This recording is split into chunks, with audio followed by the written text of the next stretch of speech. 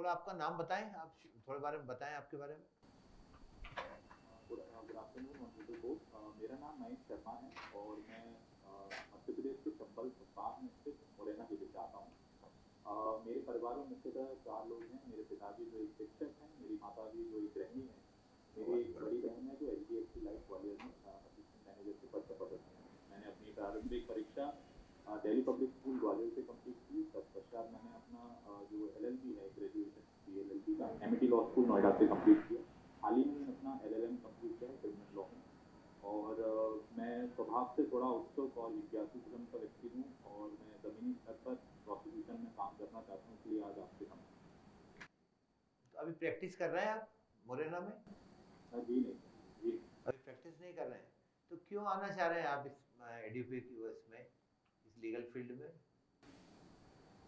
Sir, मुझे मेरा लगाव है प्रैक्टिस के प्रति। मुझे लगता है मेरी कम्युनिकेशन स्किल्स अच्छी हैं और एक बहुत ही प्योर कॉज है इसके पीछे प्रोसिक्यूशन है, क्योंकि न्याय दिलाने का जो एक स्टेट के ऊपर ऊपर जो एक दायित्व है उसका मैं हिस्सा बनूंगा, क्रिमिनल जस्टिस सिस्टम का हिस्सा मैं बनूंगा।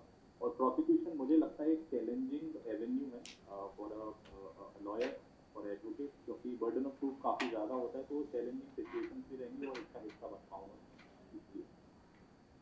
ये आप बता सकते हैं कि गवर्नमेंट लीडर के अपॉइंटमेंट किस प्रकार से होते हैं CRPC के तहत? क्या प्रावधान है और उनके लिए क्या एलिजिबिलिटी क्या होती है? जी सर। तो सर, दो तरह से जो पब्लिक प्रोसिक्यूटर अपॉइंट होते हैं, सेक्शन 24 CRPC और सेक्शन 25 CRPC। 24 में हाई कोर्ट में और कोर्ट ऑफ सेशन के अंदर पब्लिक प्रोसिक्यूटर के अपॉइंटमेंट की बात कही गई है। यहाँ पर सेंट्रल गवर्नमेंट जो क्लॉज 1 है उसमें सेंट्रल गवर्नमेंट अपॉइंट करती है हाई कोर्ट में और स्टेट गवर्नमेंट भी हाई कोर्ट में करती है। क्लॉज 2 में जो स्टेट गवर्नमेंट है वो सेशन कोर्ट में प्रोसिक्यूशन कंडक्ट करने के लिए एक पब्लिक प्रोसिक्यूटर अपॉइंट करती है।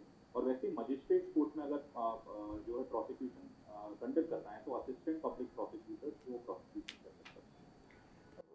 पुलिस इन्वेस्टिगेशन में यदि क्राइम तो हुआ लेकिन जिसने क्राइम किया उसके बारे में पता नहीं लग पाता है, तो पुलिस क्या कार्रवाई करती है? उस केस को जो FIR दर्ज हुई है, क्या प्रोसीजर होगा उसका फर्दर? तो सर, पहले वो जो ऑन द स्पॉट जाके डिस्कवरी की कोशिश करेगी और गवाहों से बातचीत करेगी और अपना जो नहीं नहीं, हम ये पूछ रहे हैं कि इन्वेस्टिगेशन हुआ, एक घटना क्राइम हुआ, लेकिन अभी ये नहीं मालूम है कि किसने किया है, और सब इन्वेस्टिगेशन करने के बाद क्रिमिनल का पता नहीं चल रहा है जिसने किया है, तो उस केस के संबंध में पुलिस आगे किस प्रकार से कार्रवाई करेगी, उसको क्लोज कैसे करेगी, क्या होगा उसका? उसमें उसमें या तो हो सकता है सर वो एफ आर लगाए कि उनको कोई ऐसा व्यक्ति मिला नहीं जिसने क्राइम किया है, या फिर वो अज्ञात के नाम से आगे प्रोसीड कर सकती है। और फिर आगे सर इसमें CRPC में भी प्रोविजन है कि अगर व्यक्ति का पता नहीं कि किसने किया है या वो एब्सकॉन्डिंग है तो उसके एब्सेंस में भी जिन व्यक्तियों को भी पता है कि किसी व्यक्ति ने किया है उसके बयान दर्ज किए जा सकते हैं। तो चार्जशीट फाइल कर सकते हैं, FR भी हो सकती है। और तो चार्जशीट तो इसलिए नहीं होगी, पता ही नहीं है किसने किया है, FIR होगी। और जिसमें रिपोर्ट हुई और पुलिस ने इन्वेस्टिगेशन में पाया कि ये गलत है FIR, तो फिर क्या प्रोसीजर होगा? ये क्राइम नहीं हुआ है, झूठी रिपोर्ट की गई है, पुलिस इन्वेस्टिगेशन में ऐसा कोई कंक्लूजन आता है, फिर क्या क्या पुलिस के पास क्या हुआ रहता है? सर 169 के अंदर वो एक रिपोर्ट फाइल की थी जिसको क्लोजर रिपोर्ट भी बोलते हैं। तो सर वो फाइल कर देगी मजिस्ट्रेट के ऊपर के वो उसको फिर आगे आगे कर। वो तो कोर्ट क्या ऑर्डर करेगी उसमें? तो कोर्ट उसमें सर उसमें या तो उसको संज्ञान में लेगी या संज्ञान नहीं लेगी। कोर्ट में दोनों ऑप्शन हैं। चलिए पूछिए। अच्छा ये बताइए, जो सुप्रीम कोर्ट का ओरिजिनल जुडिक्शन है, किन किन मामलों में वो यूज नहीं कर सकता ओरिजिनल जुडिक्शन अपने? तो सर यहाँ पर भी पहले से कोई किसको बोलते हैं, कोई कॉन्ट्रैक्ट है या फिर कोई सनद जो है पहले से एग्जीक्यूट की गई है जो कॉन्स्टिट्यूशन के इम्प्लीमेंटेशन से पहले कॉन्ट्रैक्ट है, उन सभी विवादों में यहाँ पर स्टेट इन्वॉल्व है यूनियन के साथ या स्टेट खुद में एक दूसरे के साथ इन्वॉल्व, उन केसेस में वो सर क्या कहते हैं इसको एंटरटेन नहीं करेगी उन मामलों में। एक और एक्सेप्शन है, एक और एक्सेप्शन बताइए। एक और एक्सेप्शन कुछ रिवर से रिलेटेड है क्या? कुछ रिवर से रिलेटेड है क्या? रिवर डिस्प्यूट ऐसा कुछ समझ में आ रहा है क्या?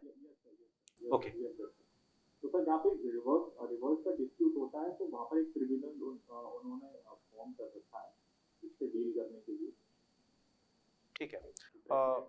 अच्छा, कावेरी रिवर को लेकर डिस्प्यूट है तो वो मैटर कहाँ पे चल रहा है? सुप्रीम कोर्ट में चल रहा है कि ट्रिब्यूनल के पास चल रहा है अभी फिलहाल? श्योर नहीं हूँ, कोशिश कर सकता हूँ। बताइए, कोशिश करिए। सर ये ट्रिब्यूनल के पास चलता है। ट्रिब्यूनल का नाम बता पाएंगे कि कहाँ पे ट्रिब्यूनल बैठता है? ये वाला स्टेट ट्रिब्यूनल होता है कि नेशनल लेवल पे बैठेगा? सर ये सर इसके बारे में क्या? चलिए, आपने सुप्रीम एक वर्ड सुना होगा, कंप्लीट जस्टिस। सुप्रीम कोर्ट के पास ही कंप्लीट जस्टिस की पावर होती है। किन ग्राउंड पे वो कंप्लीट जस्टिस दे सकता है आपको? सर ये कंप्लीट जस्टिस का जो एक रूल से एमिनेट होता है वो सेक्शन 142 है इनहेरेंट पावर। तो जहाँ पर भी जो कॉन्स्टिट्यूशन है या फिर जो भी कोई कानून है वो सफिशिएंट नहीं है टू मीट द जस्टिस, तो to do the complete justice उनके पास इनहेरेंट पावर है कि वो कोई भी ऑर्डर, किसी भी तरह का जजमेंट, किसी भी तरह के जो है फाइंडिंग्स को दे सकती है टू डू कंप्लीट जस्टिस। और ये सर ये लेक्चुनास को फिल करने के लिए होता है, जैसे गैप्स जो होते हैं जो जिसका कोई लेजिस्लेशन नहीं है उनके लिए इनहेरेंट पावर का इस्तेमाल किया। ठीक है। हिंदू जो एडॉप्शन एक्ट है और जेजे एक्ट, इसमें एडॉप्शन की कार्रवाइयां बताई गई हैं। दोनों कार्रवाई में भिन्नता क्या है, ये सबसे पहले बताएं मुझे। जो जेजे एक्ट है उसमें जो रिलेटिव्स के बीच जो एडॉप्शन है वो उसको गवर्न नहीं करता है, जबकि जो हिंदू एडॉप्शन एक्ट है वो रिलेटिव्स के बीच भी गवर्न हो सकता है। और जो जेजे एक्ट है वो इंटरनेशनल एडॉप्शन को गवर्न करता है। और पहले उनकी प्राथमिकता होती है कि नेशनल लेवल पे ही हो, अगर नहीं हो पाता है तो फिर इंटरनेशनल जाएंगे और उसमें फिर सर वो रिलेटिव्स को दे सकते हैं इंटरनेशनली अगर एडॉप्शन की बात है। ठीक है सर। अच्छा मयंक, आप ये बताइए, मध्य प्रदेश की यूथ पॉलिसी आई 2023 में, ठीक है, तो उसके हिसाब से यूथ किसे माना गया है? Youth policy? हाँ, यूथ पॉलिसी 2023 एमपी की जो आई है उसके अकॉर्डिंग यूथ किसे माना गया है?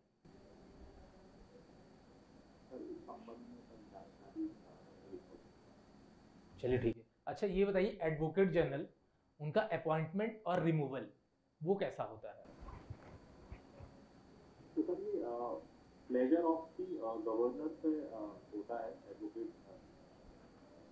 एडवोकेट जनरल का। तो एक निर्धारित समय होता है 5 साल का, तो उसके अंदर ये करते हैं और गवर्नर इसका अपॉइंटमेंट करता है और जो है aid and advice of the council of और प्लेजर ऑफ द गवर्नर से ये वो करते हैं। अच्छा, तो अगर कोई गवर्नमेंट जा रही है, ठीक है, या गिर गई कोई सरकार, तो एडवोकेट जनरल को रिजाइन दे देना पड़ेगा या वो कंटिन्यू कर सकता है अपनी जॉब को? कंटिन्यू करेंगे क्योंकि गवर्नर तो नहीं जा रहा है, गवर्नर तो रहता है डिसॉल्यूशन ऑफ द हाउस के बाद भी। तो काउंसिल ऑफ मिनिस्टर्स की रिकमेंडेशन जरूरी है क्या रिमूवल के लिए? गवर्नर का डिस्क्रिशन भी होता है कई चीज़ों में। तो काउंसिल ऑफ मिनिस्टर जनरल जो प्रैक्टिस है जिसमें काउंसिल ऑफ मिनिस्टर एडवाइस करते हैं। अच्छा ये बताइए, मध्य प्रदेश का हरियाणा किस जिले को बोला जाता है?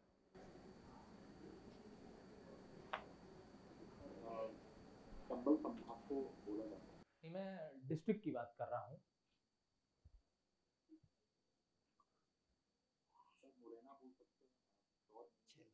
चलिए ठीक है। Okay okay ma'am, thank you. Thank you ma'am.